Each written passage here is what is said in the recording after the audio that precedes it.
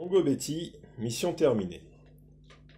Chaque fois que je me rappelle ma petite aventure, j'éprouve soudain la vilaine envie de redevenir jeune, de la recommencer.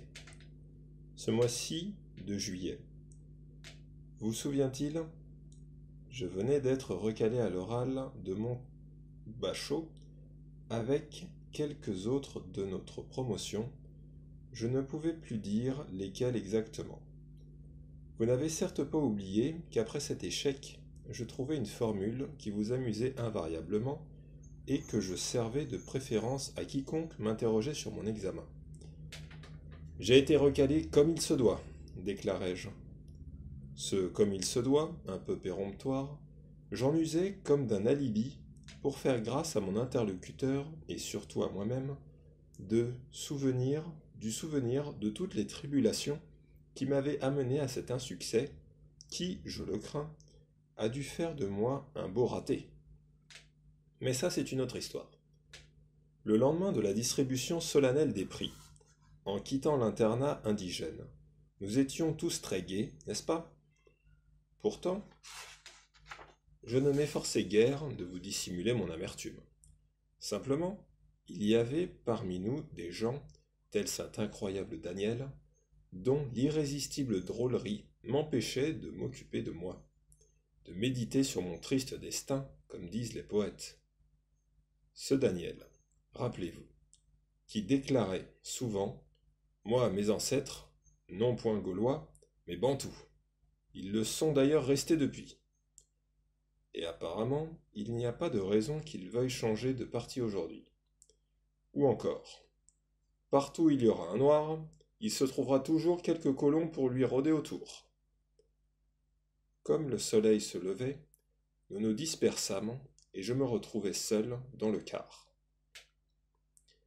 On parcourait, d'habitude, en 3 heures, la soixantaine de kilomètres qui séparaient Ongola de mon village. Je me rappelle que ce fut bien plus long ce jour-ci.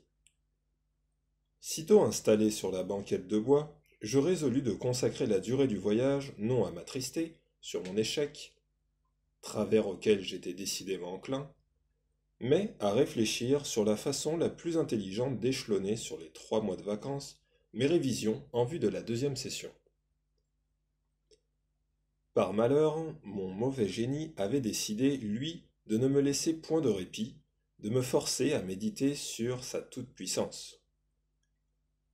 Le bruit du moteur parut avoir brisé cette immense outre toujours pleine, le ciel de chez nous. Ce fut une pluie de rue agressive, furieuse, interminable, une de ces averses sous lesquelles une case, dirait-on, s'enfonce plus profondément dans le sol.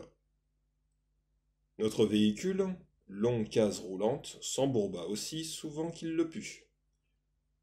Le chauffeur, un grec, qui était aussi propriétaire du car, sortait dans la pluie, suivi de ses 2 employés noirs, un peu réticents.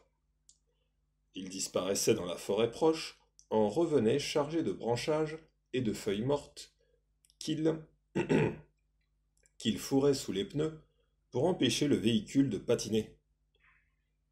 Cette opération réussit une première, une deuxième, une troisième et même une quatrième fois. La cinquième, nous frisâmes la tragédie.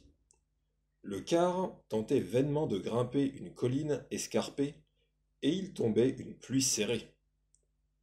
Loin de nous être secourable, l'opération branchage et feuilles mortes faillit tourner à la catastrophe. Au lieu d'avancer, le car, ainsi qu'une vache harassée, se mit en travers de la chaussée, le nez sur le bord d'un ravin dont la pique ne nous eût pas laissé la moindre chance de survie. Par bonheur, la vieille bête piétinait, piaffait sur place. Le chauffeur grec éteignit son moteur et se prit à pester. Merde, nom de Dieu, putain, nom de Dieu, merde. En fait, il jurait dans un baragouin immonde, fait de français, d'italien, de grec, d'anglais, qu'il me serait impossible de transcrire même en orthographe phonique. Chaque fois que le pauvre Criticos jurait, je pensais, ah, si Socrate te voyait. Et je pouffais de rire, irrésistiblement. À un moment, le grec se tourna vers moi et me dit en très bon français, il n'y a pas de quoi rire, petit. Tu devrais plutôt pleurer. Sais-tu une chose?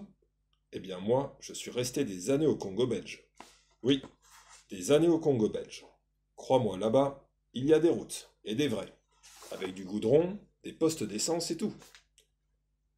Les Belges, ils ont fait du bon travail au Congo, tu peux me croire. Tandis que les Français, ici, oh là là, ils n'ont que ça, la grande gueule. Criticos fit une grimace de mépris, haussa les épaules et se tut. Les passagers, tous noirs, se tournaient vers moi, le regard anxieux, comme s'ils eussent craint que je ne m'abstienne de donner la réplique aux valeureux, atrides, eux qui sont si friands de bagarres, même verbales, fût-ce dans une langue qu'ils ne comprennent pas ou comprennent mal.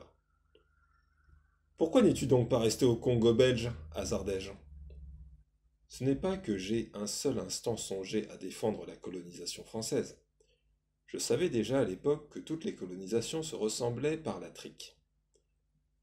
Mais la question était tout de même pertinente au point de vue de la logique pure. À l'ouïe de mon propos, les visages des passagers se tournèrent vers Criticos, lequel, apparemment perplexe, fixa sur ma chétive personne tout le bleu méditerranéen de ses yeux. Finalement, il eut un nouveau haussement d'épaule, puis se détourna, ce qui fit sourire les passagers. Tu ne peux pas comprendre, tu es trop jeune, marmotta le grec affalé sur son volant.